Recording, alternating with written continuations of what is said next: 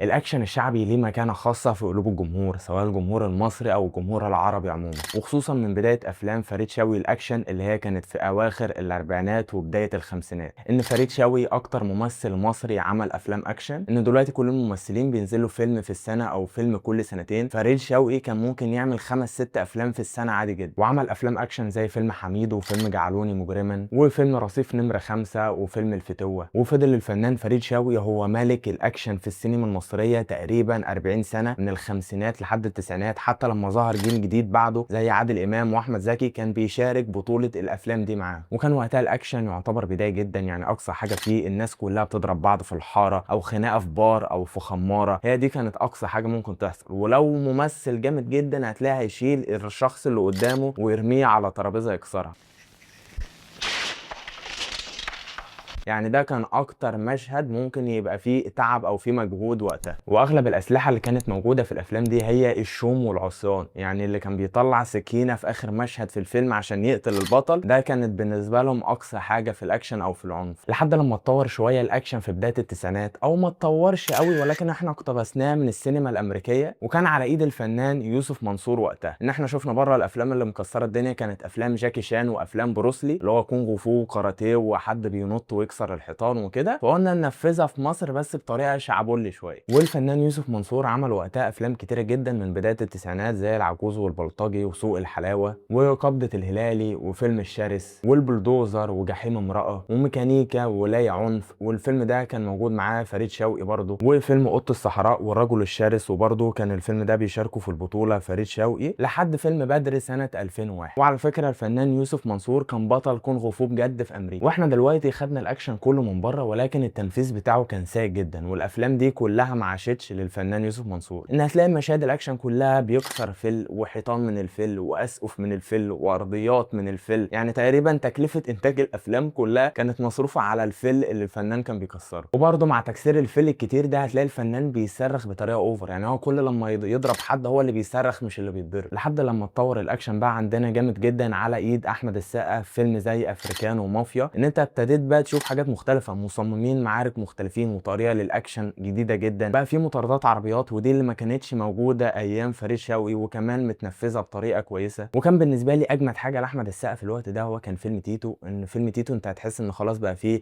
علم للحركه، يعني زمان كان هو ناس بتضرب بعض على هوا وبيشغلوا صوت ضرب او صوت إليمة وخلاص على كده، لكن من فيلم تيتو او من افلام احمد السقا تحس ان خلاص الاكشن في مصر بقى بروفيشنال شويه او احترافي عن زمان بكتير. وعلى فكره فيلم تيتو كان يعتبر اكشن شعبي، ان هو طفل كان متربي في الشارع دخل الاحداث بسبب ان هو قتل شخص وبعد كده دخل السجن وطلع برضه اشتغل في الشمال، كل ده كان بالنسبه لنا زمان اكشن شعبي، ولكن هو كان متقدم بصوره كويسه. فاحنا دلوقتي الصوره النمطيه بتاعتنا عن الاكشن الشعبي اختلفت جدا. ولكن في نهايه الالفينات الاكشن ده نزل درجتين ثلاثه وبقى اكشن عشوائيات، ان هي نفس المشاهد اللي فاتت ولكن هنحصرها او نحطها في زون العشوائيات بس. وكان بدايتها فيلم حين ميسره سنه 2007، بعد كده فيلم ابراهيم الابيض 2009، وفيلم دكان شحاته، وكل الافلام اللي كانت بالستايل ده. واحنا هنسمي عالم الاكشن ده عالم ابراهيم الابيض. احنا زي ما قلنا افلام تانية اتعملت قبله زي حين ميسره، ولكن كانت اغلب الافلام بتاعه المخرج خالد يوسف هو كان حاطط الجنس رقم واحد. بعد كده بقى تيجي القصه الدراميه والاكشن وكل الحاجات دي، فاحنا اخترنا فيلم ابراهيم الابيض ان هو كان افضل فيلم في الفتره دي. وافلام الاكشن اللي اتعملت في الفتره الزمنيه دي كان لها سمات او هويه وبصمه خاصه بيها، زي مثلا وجود الفيلن او الشخص الشرير اللي هو خصم البطل قوي بنفس قوه البطل او يمكن كمان اقوى منه، زي مثلا عبد الملك زرزور في فيلم ابراهيم الابيض، او حتى صلاح معارك في فيلم كلمني شكرا. الفيلم ده مش فيلم اكشن ولكن برضه انت بيفهمك ازاي الفيلن او الشخص اللي قدام البطل قوي ازاي، وده بيدي عمق للشخصيات كلها، ان قوه البطل من قوه خصمه، ان انت لو اخصامك كلهم هلافيت وبياخدوا على قفاهم فانت زيهم بس انت اعلى نسبه بسيطه، لكن انت مش الجامد. وان البطل ده بيبقى انعكاس للواقع، ان هو ليه نقاط ضعف ونقاط قوه، وان هو مش اقوى واحد في الفيلم ولا في الحاره الشعبيه اللي هو عايش فيها، وبيخاف من البوليس عادي جدا، وهنوضح النقطه دي كمان شويه. ودايما هتلاقي البطل في الافلام دي هو بيحب البطله والبطله بتحبه، زي ابراهيم الابيض كان بيحب حريه وحريه بتحبه، مش بقى كل البنات او كل الستات اللي هتطلع في الفيلم هي بتحب البطل وان هو كازانوفا وكل البنات بتحبه وكل البنات حلوين. وده على فكره بيخلي المشاهد يتاثر بالبطل كقصه كامله، مش ان هو بطل خارق عشان الشباب تقلده وان هو جامد في كل حاجه. يعني مثلا مش هتلاقي اي شاب واخد عادل الحشيشه في فيلم حين ميسره قدوه في حياته، او ان هو حاسس ان هو اجمد واحد على الكوكب ولازم يبقى زيه، وطبق الكلام ده كله على بقيه الافلام اللي اتعملت في الفتره الزمنيه دي. نيجي بقى للعالم الثاني في الاكشن وهو عالم عبد موت، وده كان بدايته من سنه 2012 لحد 2017 تقريبا. ونوع الاكشن ده بصراحه بالنسبه لي انا بسميه الاكشن الشعبي المصدي، ان هو كان اول فيلم اتعمل بستايل الاكشن ده هو كان فيلم الالماني، ولكن الفيلم ده ما اتشافش قوي، او ان هو ما اتشافش كتير. الفيلم اللي كان هو يعتبر بطل الفتره الزمنيه دي هو كان فيلم عبده موته اللي نزل في نفس السنه، سنه 2012. وعد بقى معايا الافلام اللي اتعملت نسخه من فيلم الالماني وعبده موته قبل ما نخش على السمات او مواصفات الافلام دي كانت عامله ازاي. عندك فيلم الالماني وعبده موته وقلب الاسد لمحمد رمضان سنه 2013. عندك فيلم تك تك بوم لمحمد سعد، والفيلم ده نزل سنه 2011 او اواخر 2011. وفيلم القشاش اللي اتعمل سنه 2013 وده كان من بطوله محمد فراج، وده كان اول فيلم بطوله يعمله. وفيلم سالم ابو اخته، والفيلم ده كان من بطوله محمد رجب ونزل سنه 2014. وفي نفس السنه نزل فيلم المواطن بورس، وده كان عايز يبقى ميكس ما بين عبده موته والليمبي للممثل رامي غيث. ومحمود عبد المغني شارك برضه في الفتره الزمنيه دي بفيلمين، فيلم النبطشي سنه 2014 وفيلم كرم الكينج سنه 2015. والفيلمين دول مش هتقدر تفرقهم عن بعض، او ان انت مش هتحس ان في حاجه مختلفه ما بينهم. وبرضه الفنان خالد الصاوي رغم ان هو ما كانش ليه في الاكشن، ولكن برضه حب يشارك في الحقبه دي وعمل فيلم الحرامي والعبيط مع الفنان خالد صالح الله يرحمه. وفي افلام كتيره كانت في نفس السكه دي، ولكن كانت بتحكى جوه السجن، ان هو البطل ده لو كان في السجن بقى كان هيبقى جامد ازاي. عندك زي فيلم حديد لعمرو سعد سنه 2014، فيلم وش سجون لباسم سمره سنه 2014، وجمهوريه امبابه لباسم سمره برضه سنه 2015. وكان برضه في مسلسلات في نفس السكه دي زي مسلسل الاسطوره لمحمد رمضان. والخمس سنين دول رغم ان هم اتعمل فيهم فوق ال 30 فيلم من ستايل الاكشن ده، ولكن هتحس ان هو القائم على الافلام دي كانت ناس قليله جدا. يعني عندك حد زي المؤلف محمد سمير مبروك، ده لوحده مشارك باربع خمس افلام في الحقبه الزمنيه دي، زي فيلم عبد موته وسالم ابو اخته والنبطشي والقشاش، هو اللي مؤلف كل الافلام دي. وسمات او هويه افلام الاكشن اللي اتعملت في الفتره الزمنيه دي ان هو شاب رجوله وجدعنه، الدنيا جت عليه وظلمته وخلته يمشي في سكه الحرام ويبلطج على الناس ويتاجر في المخدرات ويتاجر في الاثار لو الدنيا مشيت معاه ولا اثار اصلا، ويبات كل يوم في شقه دعاره مختلف. تاني حاجه ان كل الستات لازم تحب البطل بتاعنا عكس العالم الاولاني اللي احنا اتكلمنا عليه. زي مثلا مسلسل الاسطوره لمحمد رمضان، انت متخيل في المسلسل ده محمد رمضان كان حاطط ورنيش على دقنه عشان يحمل مكياج الدقن، طب وشكله غريب، ولكن كان مطلع لك بنت منطقته اللي هي شهد مي عمر بتحبه، وياسمين صبري بتحبه، وريم مصطفى بتحبه، والسكرتيره بتحبه. ودايما هيبقى فيه في الفيلم ده اغنيه، مش بس الاغنيه دي غرضها الدعايه للفيلم او ان هو الفيلم هيتسوق له بسبب الاغنيه دي، ولكن انت بتشوف في الحاره الشعبيه كلهم ملتفين حوالين البطل ده، بيقول لك قد ايه رغم ان هو بيتاجر في المخدرات وبلطجي ولكن محبوب وكل الناس بتعشقه. ورابع حاجه لازم يبقى البطل بتاعنا مش بطل شعبي، لا هو بطل خارق، ان هو يقدر يضرب اي حد واي عدد من الناس. يعني مثلا هتلاقي محمد رمضان في اغلب افلامه هو كان عامل فورمه الفنان الضيف احمد الله يرحمه، ولكن برضه هيطلع لك ان هو بيضرب المنطقه كلها. والنقطه الخامسه معانا، ومش عارف الناس كانت هتاخد بالها في الوقت ده ولا لا، ان من بعد الثوره بقى اي فيلم بيتكلم عن بلطجي او حد بيبلطج على الناس لازم يلمح ان هو عايز يبقى رئيس جمهوريه، لو عايز تبقى رئيس عامل الشعب كويس، وان هو لو بقى رئيس جمهوريه هيبقى راجل جدع جدا، وان هو هيدي لكل واحد من الشعب عربيه وشقه ببلاش. ودي اتعملت في فيلم تك تك بوم لمحمد سعد، ان هو محمد سعد عمل اغنيه كامله لوحدها لو كنت رئيس.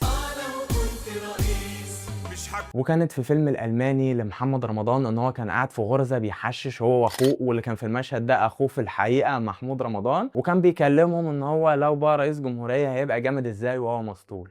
اما تبقى رئيس جمهوريه ما تنساش صاحبك.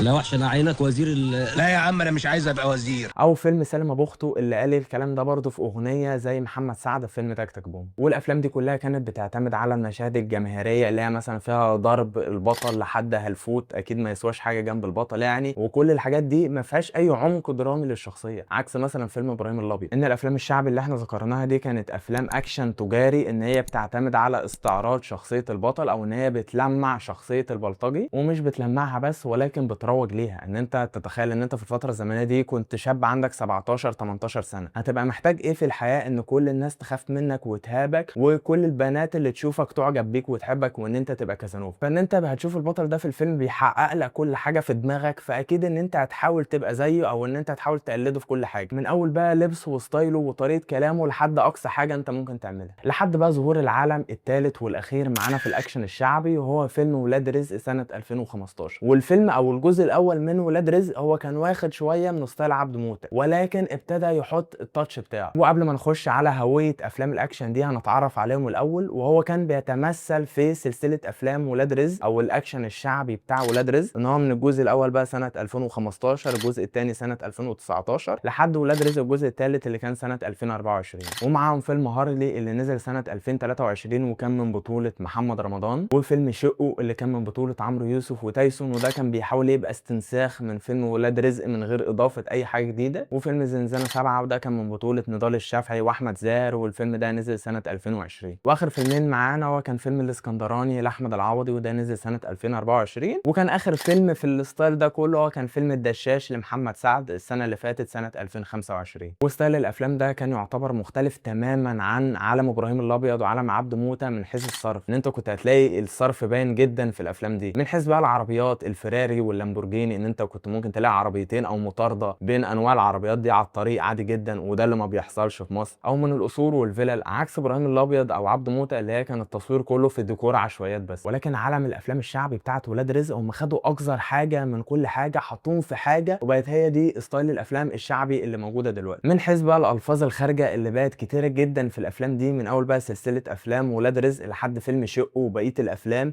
بيتشطب اشوفه هو بيتشطب. لا بتتجننتي. اوعى يا ربيع. انت حتى افلام محمد رمضان اللي نزلت قبلها سنه 2012 و2013 ما كانش فيها تمن الالفاظ اللي كانت موجوده في الافلام دي، او مشاهد اللايت بورن اللي هي برضه حتى في افلام محمد رمضان اللي احنا ظلمناها ما كانتش موجوده بالدرجه دي. يا عليك يا ربيع، انت ما بتنساش حاجه كده، فاكر طبعا. الله يمسيكي بالخير يا شاهد. او بقى يعتبر الافلام الاكشن اللي موجوده دلوقتي هي بتلاعب او بتخاطب الغرائز، والموضوع ده كان متكلم عليه نور الشريف في برنامج، وكان موجود في نفس القعده دي احمد عز اللي عمل سلسله افلام ولاد رزق، وممكن تبقى تبحث عن الحلقه دي كامله للفنان نور الشريف. وتالت سمه من الافلام الشعب دي هي قصه تكاد تكون مش موجوده، يعني احنا قلنا في العالم الشعبي الاولاني ان هو قلنا من اول تيتو، بعد كده دخلنا في العشوائيات ان تيتو ورالك حياته وهو في الاحداث ان الناس كانت بتضايقه ازاي، بعد كده السجن فهو ورالك بعد كده بقى خلاص لما خرج من السجن واجه الحياه والناس ازاي. في الافلام بتاعه ابراهيم الابيض وحين ميسره زي ما قلنا في حبكه دراميه وفي قصه، ولكن مش زي الاول، ولكن برضه يعتبر في قصه وفي موضوع. في سلسله الافلام بقى بتاعت ولاد رزق والافلام اللي شبهها مفيش اي حاجه من الحاجات دي، ولا في قصه ولا في حبكه ولا في اي حاجه. هو يقول لك ان في عمليه وعشان احنا شباب جدعان هنروح نخلصها، فبيعمل خطه للعمليه دي، يعني عيل صغير ما تخشش عليه ولا ان هو يقدروا ينفذوها في الواقع، ولكن ان احنا عشان شباب جدعان هنروح ننفذ العمليه وخلاص. ولو الفيلم ده بطوله شخص واحد هيبقى نفس الكلام زي فيلم هارلي لمحمد رمضان، هنطلعه برضو ان هو بطل خارق وبيروح يكسر فيلل وقصور ويسرق حاجات محدش يعرف يوصل لها، ولكن عشان هو جامد وبتاع هنصدقه. رابع حاجه بقى في الافلام دي الاكشن بقى اوفر قوي، وكمان مش خارج من مصر او مش خارج من مجتمعنا. يعني هتلاقي الاكشن في افلام ولاد رزق الجزء الثاني والجزء الثالث بالتحديد متاخد من افلام جون ويك وافلام فاست اند فيوريوس، ولكن الاكشن بتاعنا مش مسروق او مش منحوت من امريكا بس، لا احنا برضو واخدين شويه حاجات من الهند. زي مثلا هتلاقي في مشاهد فيلم هارلي هم عاملين ميكس ما بين الامريكاني والهندي، زي مشهد الحادثه بتاع احمد داش كده اللي هو طار في الهواء وقعد يتشقلب 5 دقايق لحد لما وقع على الارض، او ان هو تطلع البنت اللي بيحبها محمد رمضان في فيلم هارلي تطلع بنت عدوه وسط ال 100 مليون مصري، او مثلا في مشهد في فيلم زنزانه 7 وده كان من بطوله الفحول احمد زاهر ونضال الشافعي، وكانوا طالعين بيضربوا 30 شخص على الشط، فجاه بيختفي نضال الشافعي من وسط الخناقه وبيرجع لابس فلاي بورد وان هو طاير على الميه وبيضرب نار. طب هو ساب الخناقه ومسك المسدسات دي وراح يلبس الجهاز اللي في رجله ده امتى؟ محدش عارف، ولكن احنا واخدين الاكشن من الهند من غير ما نشغل دماغنا، عشان المشهد ده شفته هو تيبيكال من فيلم هندي كان نازل قبل فيلم زنزانه 7 ده ب10 سنين مثلا. وطبعا في العالم بتاع ولاد رزق عشان لو نسيت اقول احنا مكملين في كل البنات بتحبك كل البنات حلوين، يعني اي بطل بيظهر او هو تقريبا يعتبر خلاص من بعد عبده موته ان هو لازم اي بطل شعب يطلع كل البنات في المنطقه تحبه. وانا بالنسبه لي من افضل افلام الاكشن اللي اتعملت في مصر وهي كانت افلام احمد السقا في بدايه الالفينات، وممكن تحسوا بالكلام ده وانا بتكلم اصلا في الفيديو ان انا متحيز للافلام دي، ان انا رقم واحد زي ما قلت لكم الاكشن اللي موجود اكشن بتاعنا واكشن مصري، ان هو ولا اوفر قوي زي الافلام بتاعت ولاد رزق، ولا الاكشن عبيط قوي زي الاكشن اللي كان موجود في افلام الفنان يوسف منصور. هو حاجه وسط، ان انت حاجه تقدر تلمسها وان انت تشوفها بعينك. تاني حاجه ان هو ما كانش فيه نفس الفجاجه اللي موجوده في عبده موته وولاد رزق، ان انت ولا هتلاقي الفاظ تضايقك. حتى ممكن لو انت شاب عادي مش اسر او عائلات بتتفرج على الفيلم، انت ممكن تحس ان هو فيه كميه الفاظ كتيره قوي في فيلم مدته ساعه ونص ولا ساعتين، عشان برضو الالفاظ والمشاهد الخارجه دي هي واخده من القصه بتاعه الفيلم. ان انا زي ما قلت لكم ان هو لو فيلم ساعتين انت هتلاقي منه ساعه رايح بس للشتيمه وان هي المشاهد بتاعه الرقصات والاغاني، متبقي لك بس 30 دقيقه او 40 دقيقه من القصه بتاعه الفيلم. ولكن في اخر الفيديو عايز اعرف ترتيبكم انتوا للعوالم الشعبيه اللي احنا اتكلمنا عليها النهارده. احنا اتكلمنا على 5 منهم 3 رئيسيين، اللي هو بتاع احمد السقا، ابراهيم الابيض او تيتو. العالم الثاني هو بتاع محمد رمضان، عبده موته بالالماني والحاجات دي، وعالم ولاد رزق. وكان معانا 2 قدام، الفنان يوسف منصور والاكشن بتاع الفيلم، وملك الترس وفريد شوقي. انا عايزكم ترتبوا ال5 دول من الافضل للاسوأ بالنسبه لكم. وبس كده يكون الفيديو بتاعنا خلص. يا ريت لو الفيديو عجبك ما تنساش تعمل لنا لايك وشير للفيديو، وتشترك في القناه لو انت لسه مشترك.